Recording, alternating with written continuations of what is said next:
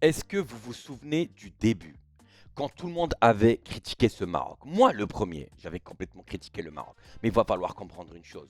Ce qu'ont fait les U20 pendant la Coupe du Monde, en vérité, c'était un coup de pression incroyable pour les U17. Et ouais, parce que les U17 ont commencé cette édition avec une boule dans le ventre. Vraiment, avec une crainte. Ils voulaient faire mieux. Ils voulaient faire, enfin mieux, c'est pas possible, hein. Mais au moins, ils voulaient au moins aller à la finale, gagner cette Coupe du Monde. Et quand tu commences une compétition avec une pression, avec une peur, eh bien, voilà ce qui t'arrive. Tu perds contre le Portugal 6-0 pour ton premier match de la compétition. Mais alors attention, vous allez me dire, ce Portugal est champion d'Europe, qu'il a gagné d'ailleurs en finale contre la France.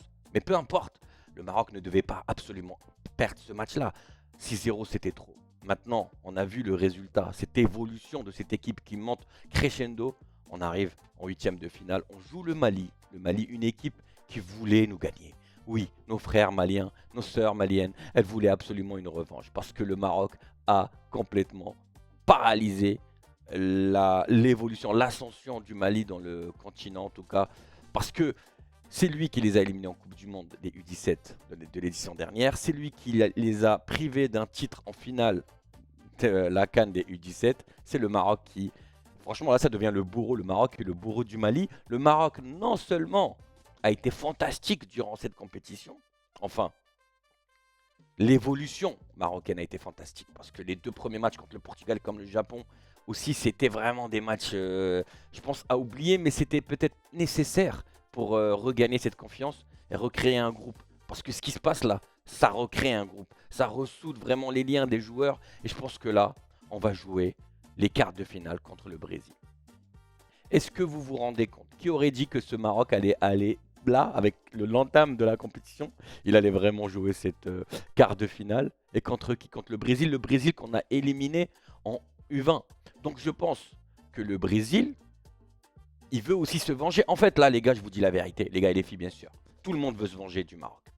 Tout le monde. Et vous allez me dire, pourquoi? Mais parce que le Maroc tape tout le monde. Le Maroc tape vraiment tout le monde. Toutes les équipes qui viennent, elles se font massacrer par l'équipe du Maroc. Que ce soit dans toutes les catégories, les seniors, les U20, les U17, là bientôt la Coupe arabe. Je pense que vraiment, il va falloir que ces Marocains soient de plus en plus solides parce que les Brésiliens, ils vont pas rentrer pour s'amuser. En même temps, je vous dis la vérité, j'ai vu la France contre le Brésil, là, le match en parallèle, parce que celui qui allait gagner dans ce match du Mali et du Maroc allait rencontrer celui qui allait gagner le match Brésil-France. J'ai vu le match et je vous dis honnêtement, celle qui méritait de passer entre le Brésil et la France, c'était la France. La France a dominé vraiment tout le match. Je pense que les Brésiliens, ils ont marqué à la dernière minute et ils ont emmené cette France au penalty. Donc, je vous dis honnêtement, pour moi, ce Maroc-là a beaucoup de chances de jouer le Brésil. Ce n'est pas la plus forte équipe. Parce que quand on voit le Mali aujourd'hui, mes frères maliens, je suis désolé, vous étiez beaucoup trop fort tactiquement, physiquement. Enfin, tactiquement, vous avez trouvé plus fort. Mais je pense que physiquement, vous étiez vraiment hors norme. Et le Brésil n'a pas votre force athlétique. Donc je pense que c'est de bon augure, c'est mon mot, c'est le fin mot en fait de cette vidéo. Le Maroc avance de bon augure sur une bonne voie et il va rencontrer une équipe qui s'appelle le Brésil qui n'est pas forcément flamboyante, qui est peut-être vicelarde, qui est peut-être un petit peu roublarde, qui va essayer de se jouer du Maroc avec des fautes, etc. Comme ils ont fait contre la France, mais c'est jouable. C'est ouf de dire ça, c'est jouable pour le Maroc. Parce que oui, tu passes le Brésil, qui est-ce que tu vas rencontrer en demi-finale?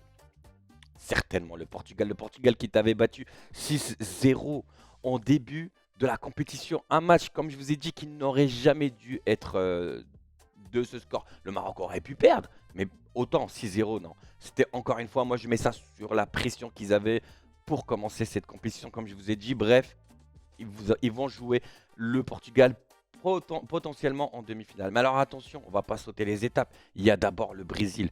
Franchement, je vais faire une vidéo analyse sur le Brésil comme je fais à mes habitudes. Je vais vous montrer leur stratégie, leurs points forts, leurs points faibles, leur équipe préférentielle. Mais en attendant, le Maroc doit fêter ça. Parce que personne n'aurait cru que le Maroc allait gagner aussi, je vais pas dire aussi facilement le Mali. Non, non, non, non, il faut respecter quand même nos frères maliens. Parce que franchement, vous n'avez rien à regretter, vous vous êtes donné. Vous avez fait ce qu'il fallait. Les 15 dernières minutes, on a vu un Mali vraiment beaucoup trop fort. Le Maroc était essoufflé, sous pression. Maintenant, le Maroc a aussi joué ses 65 minutes. Les premières 65 minutes, on vous a dominé. Donc, comme la chanson le dit de Redouane, et vous la connaissez tous, au début de la compétition, هادو حقروا Morocco, ما عرفوناش حنا خطر. ما عرفوناش حنا خطر. Et oui les amis. Donc, ceci étant dit, j'espère que cette équipe marocaine va vraiment se reposer, va vraiment faire le nécessaire en termes de récupération pour que ces jeunes joueurs reviennent encore à l'affût et se bagarrer contre le Brésil. Un Brésil qui va falloir prendre sa revanche. De toute façon, on n'a plus le choix. Quand tu gagnes tout le monde veut sa revanche. À chaque match, ça sera une configuration différente, mais le seul résultat probant, le seul résultat que les autres adversaires voudront, c'est prendre leur revanche. Parce que jusqu'à présent, tu les tapes un par un. Il y a un seul match sur lequel nous, en tant que Marocains, on veut prendre notre revanche, c'est celui du Portugal. Et franchement, je les attends au tournant parce que j'espère que ce Maroc ira au Portugal. Et vous allez voir, quand on va jouer la demi-finale, ça sera pas pareil. Parce que là, le football, c'est là. C'est pas que dans les pieds, la team. C'est aussi là-dedans. Et donc, j'espère que ce Maroc va nous rendre notre honneur et aller gagner ce Portugal. Mais encore une fois, on ne va pas brûler les étapes. En tout cas, la team, merci infiniment d'avoir suivi ma vidéo. Merci les Maliens d'avoir fait un match aussi extraordinaire. Vous savez, j'ai votre maillot, j'ai votre tunique, j'ai la tunique de tous les pays quasiment africains parce que je supporte ce continent. Le football africain est trop beau et aujourd'hui, ça en a été la preuve. Donc, restez connectés, abonnez-vous, likez, partagez, commentez. C'est un vrai soutien pour ma chaîne. En tout cas, c'est grâce à vous que j'ai cette inspiration. C'est grâce à ces délires sur Internet. Franchement, la team, je vous remercie. Restez connectés. Les Maliens, hard luck, comme on dit. C'est pas grave. Peut-être la prochaine fois, vous allez revenir en forme. En tout cas, nous, on est contents de vous avoir battu encore une fois. Vous n'avez pas eu votre revanche. Le sport, c'est juste du sport. Il n'y a pas de guerre. Il n'y a rien d'autre que du sport. Merci infiniment et à très bientôt sur ma team réalistique. Ciao, ciao les gars.